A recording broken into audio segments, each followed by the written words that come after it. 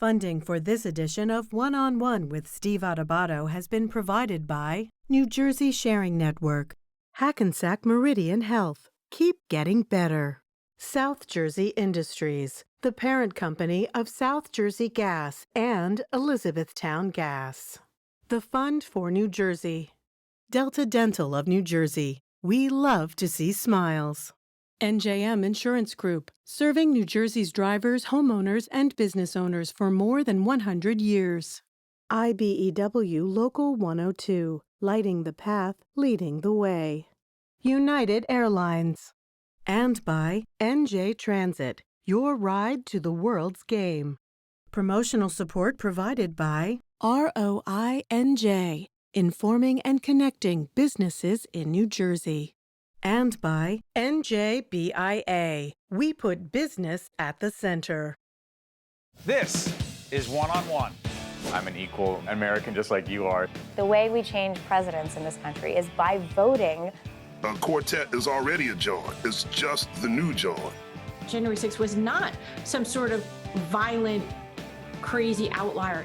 I don't care how good you are or how good you think you are, there is always something to learn. I mean, what other country sends comedians over to embedded military to make them feel better? People call me because they feel nobody's paying attention. It's not all about memorizing and getting information. It's what you do with that information. Start talking right now. Such a good question. High five. Hey everyone, Steve Adubato.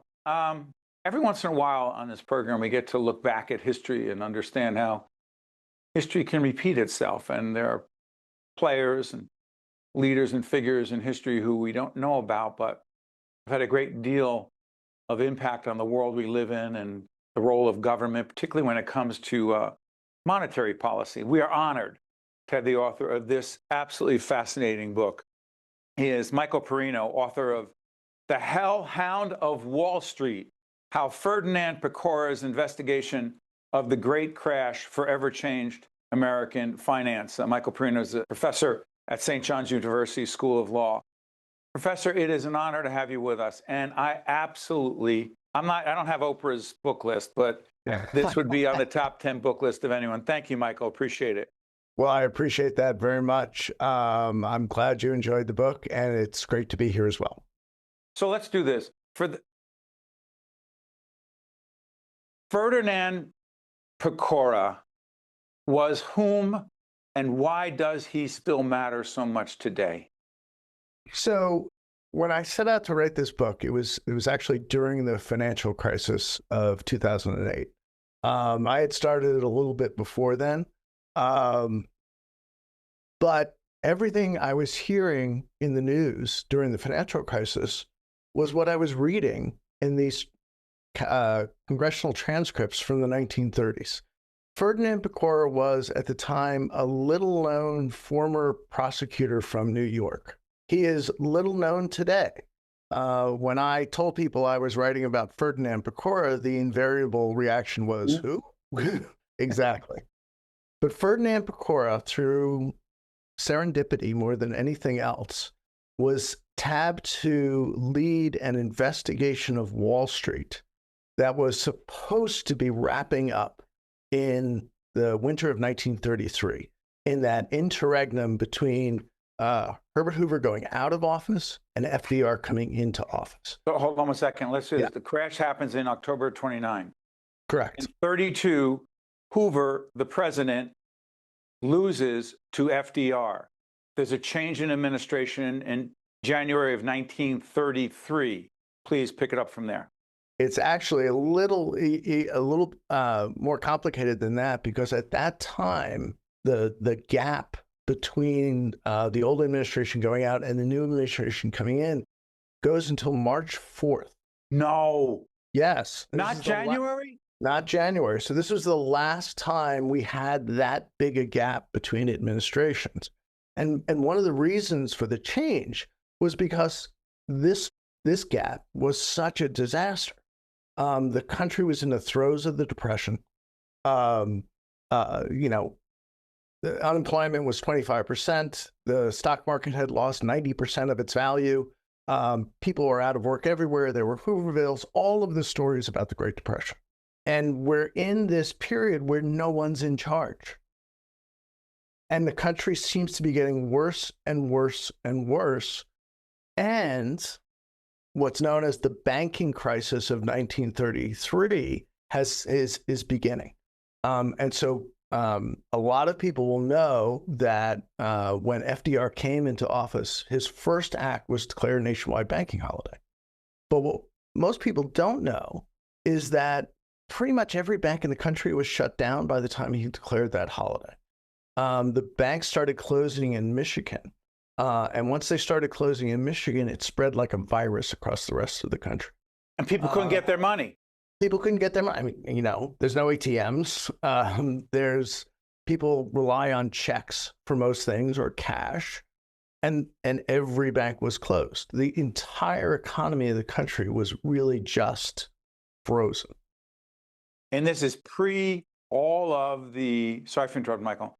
This is pre the FDIC. There was no federal deposit protection, insurance protection, pre a whole range of other federal entities that we're going to be talking about. So there really was no quote unquote regulation of the banking industry. Is that a fair assessment, Michael? There was regulation of the banking industry, but nothing like the regulation we know today. There was no regulation of Wall Street. There was not a single law that regulated how the selling of stocks and bonds, investment banking as we know it today, would operate. So we're in this interregnum, as it's called, in the winter of 1933. This investigation had started the previous March. And actually, it was under President Hoover's auspices. He had asked a senator to start this investigation because he was convinced that short sellers on Wall Street were trying to ruin his chances for reelection. Now, he was never going to get reelected. He was looking for a scapegoat. So this investigation sort of creaked and moaned along and did nothing. Hold on, let's be clear. Yeah. Investigations into the banking industry. The banking industry and Wall Street and the causes of the 1929 stock market crash. And the argument that many in the banking / Wall Street community were engaged in manipulative sales practices that were pulling people into the market who really should not have been in the market, were engaged in, I don't know, can I call it insider trading, or am I, okay, I can't call it that, Michael? You can call it that. What's interesting about that is that insider trading, as we know it today, doesn't really get regulated in the way we talk about it today until the 1960s, much later than you would have thought. Let's go back to Ferdinand Pecora. Sure. He comes from Sicily. He's an immigrant from Sicily. Yep. He's not a particularly well-known, or I'm not going to say not respected. He's not a prominent attorney. But he's picked to be the chief counsel of the Senate committee investigating the banking industry. Fair assessment? Correct. And so he starts questioning these extremely wealthy, can I say blue blood? Absolutely. Who are the folks he was interrogating, investigating, and challenging, who really thought, this guy's an immigrant from Sicily, didn't go to any prominent Ivy League school I went to. Who the hell is he to be challenging us? Who was he challenging, and why is it so important in our history? So the centerpiece of the book is really when Pecora takes over that investigation in the winter of 1933. He's not expected to do anything. He's supposed to write a report and sum up the findings of the investigation, which were nothing, really. But he convinced the committee chairman, a man who knew not the first thing about Wall Street. He was an artesian well driller from South Dakota named Peter Norbeck. He said, let me take one more set of hearings. And he decided to put on the stand one of the best known bankers of his day. His name is Charlie Mitchell. And he was the president of a little outfit called the Citibank of New York, which a few name changes later we might know as Citigroup. Oh, that little company? that little company. Pecora had almost no time to prepare for these hearings. He was hired a couple of weeks earlier. He issued some subpoenas, he read some records, and Charlie Mitchell shows up on the stand, one of the most famous bankers in the country, running the largest bank in the country, just as that banking crisis is starting to unfold. So the one thing that, Pecora had a lot going for him. He was a really talented lawyer. He knew his way around the courtroom. He was an amazingly effective teacher, and we can talk about that in a few minutes. But he had impeccable timing. And so as he starts to reveal the wrongdoing of these men who are supposed to be of unimpeachable integrity, who are running the largest banks on Wall Street, the banking system is collapsing in front of everybody's eyes. And it was the combination of those two things that really created the political climate in which everything in FDR's first 100 days could pass. So you mentioned FDIC. The FDIC, the Federal Deposit Insurance. So that protects your money in a bank up to a certain amount, correct? That's correct. And so what that means is if the bank fails, the government's going to cover the amount up to a certain amount. Right? That's the FDIC. What about the Securities and Exchange Commission? So the Securities and Exchange Commission gets created in 1934. And what was that? I'm sorry for interrupting, Michael. What was that intended to do in terms of regulating Wall Street? It was supposed to put a cop on Wall Street. That is exactly how it was referred, right? So we are going to have somebody actually overseeing Wall Street. Wall Street for years had said, we can regulate ourselves. Trust us. We know what we're doing. Trust us. This is too complicated. You can't possibly understand it. The only ones who can really understand it is us. And so we're in the best position to regulate ourselves. And don't worry. Is this after the crash? Michael, sorry. After the crash of 29, they still said Wall Street bankers, finance people, Ivy League, well-educated, trust us. After 25% unemployment, millions of Americans losing everything, can't get their money out of a bank, trust us. So this is where the Pecora's teacher comes in. There was a view that, all of the stuff that had happened on Wall Street wasn't really coming out of the biggest, most prestigious banks. It wasn't coming from JP Morgan. It wasn't coming from Citibank. It was sort of the bottom feeders on Wall Street who were creating all these problems. And what Pecora was able to do, and quite frankly, most people didn't understand Wall Street. They still don't, right? So what Pecora was able to do was two things. One, he demystified Wall Street. He showed that these things that were really supposedly super complex weren't really that complex at all. And he converted these complex economic problems really into simple morality tales. He knew how to tell a story. He knew the power of narrative. He knew that people understood the world through stories. And so he used stories to illustrate the inadequacies of how we regulated Wall Street. How bad did they make? I'm sorry for interrupting. Yeah, so many pieces of this.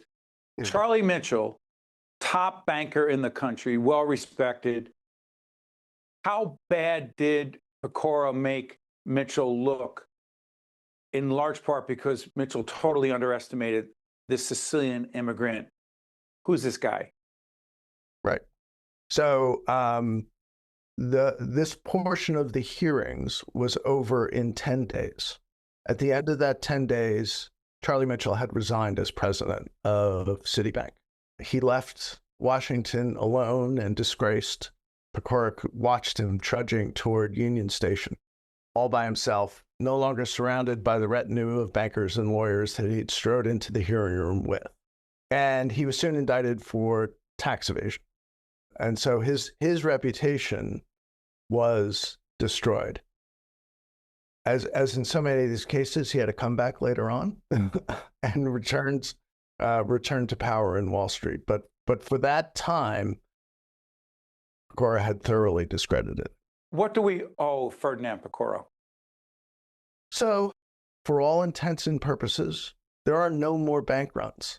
Bank runs used to happen all the time in the United States because when you're not sure whether the bank is going to survive or not, you're going to race to the door, right? And everybody races to the door, and when everybody races to the door, that feeds the collapse, right?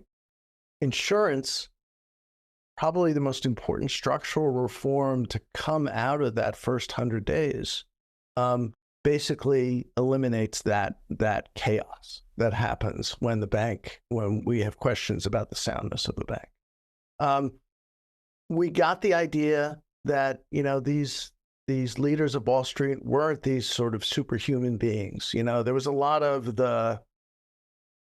it was a little late, but there was a lot of the social Darwinism, these are the fittest of the fit leaders of these institutions. A lot of that went away. Picoro humanized them and turned them into ordinary human beings. And he created a system. You have to think back to the way the legal system operated in the 1930s. There were a large number of people who thought it was actually unconstitutional for the federal government to regulate the New York Stock Exchange. The argument was that the only entity that could regulate the New York Stock Exchange was New York State. And so by creating this political climate, which really just crystallized the anger at Wall Street and turned it into this concrete evidence, he created that climate where we could regulate Wall Street for the first time. Nationally. But there's another entity here, the Federal Reserve. Yep. Can we fast forward to modern day? Sure. The Federal Reserve's role is what? So the Federal Reserve, and I will say I am not a Federal Reserve expert, but I know the basics. So the Federal Reserve really has a dual mandate, right?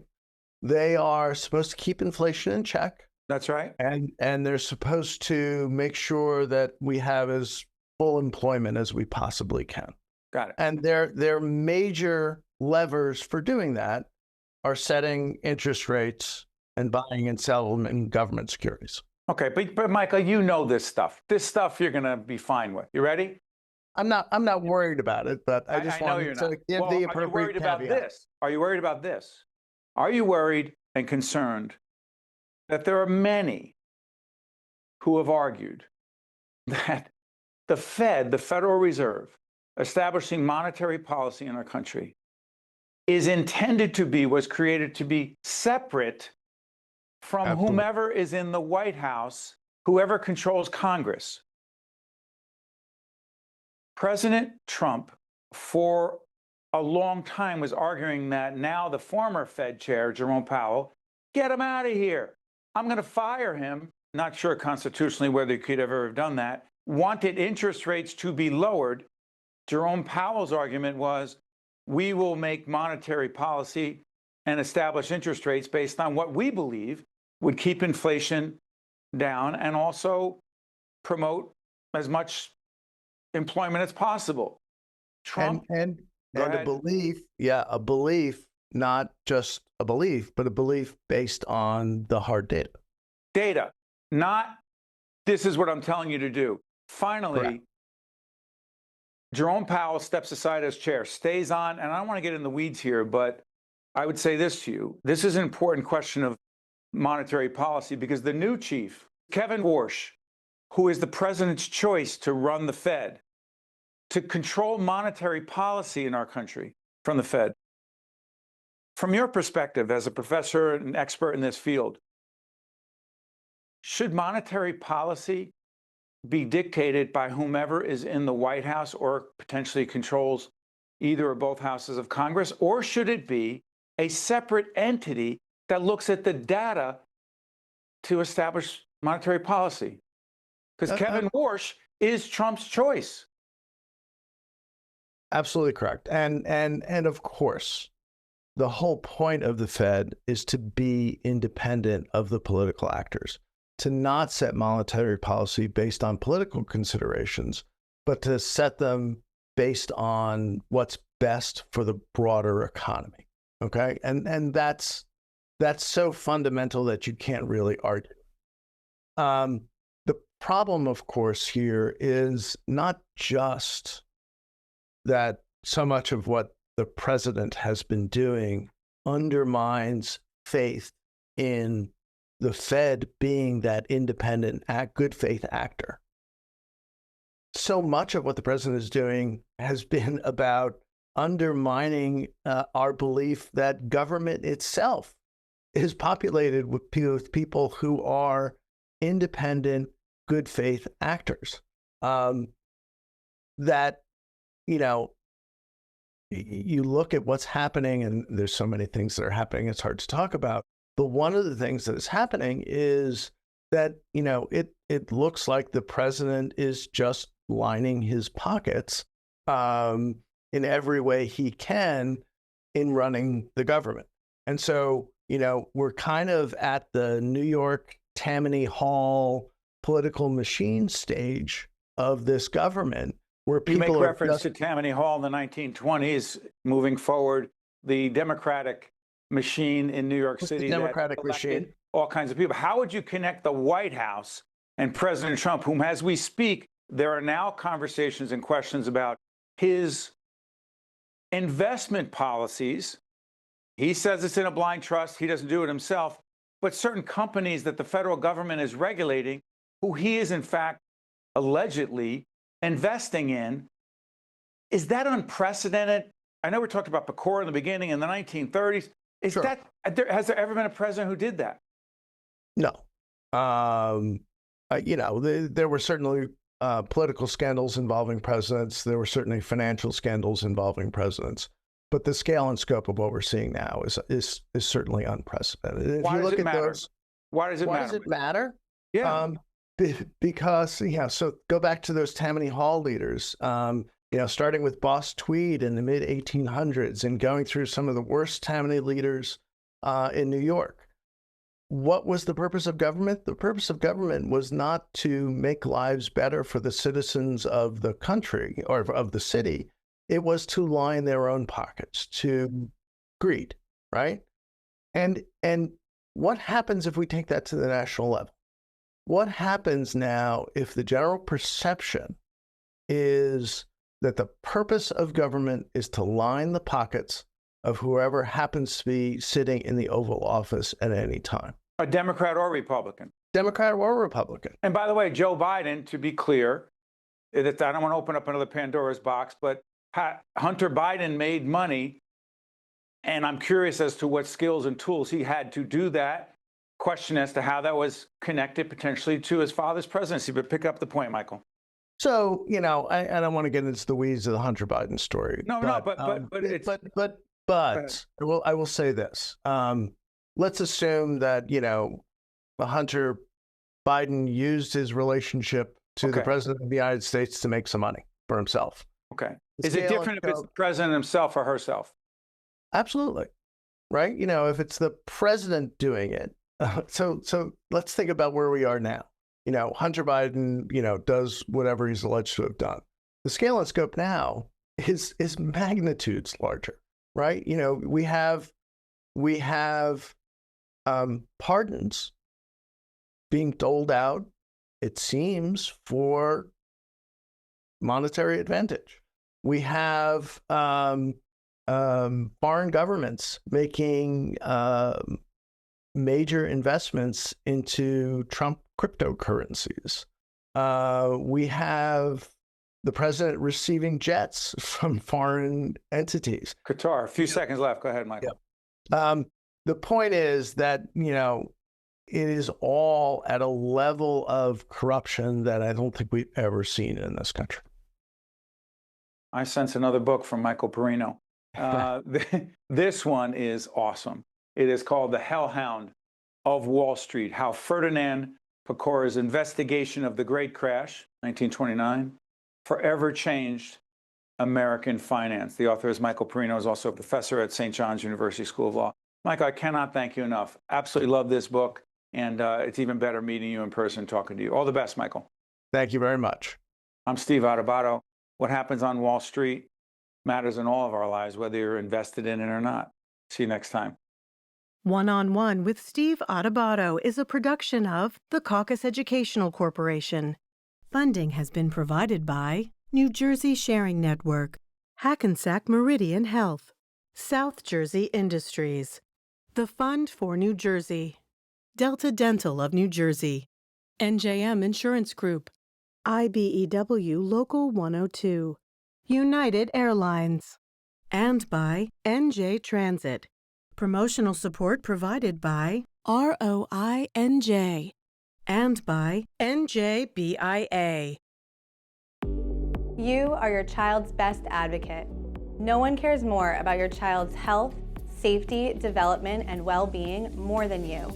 Empower yourself with the vaccination information you need to make the best decisions for your child. Hackensack Meridian Health can help. Learn more about fact-based information at hackensackmeridianhealth.org/vaccine-facts, and always talk to your child's pediatrician.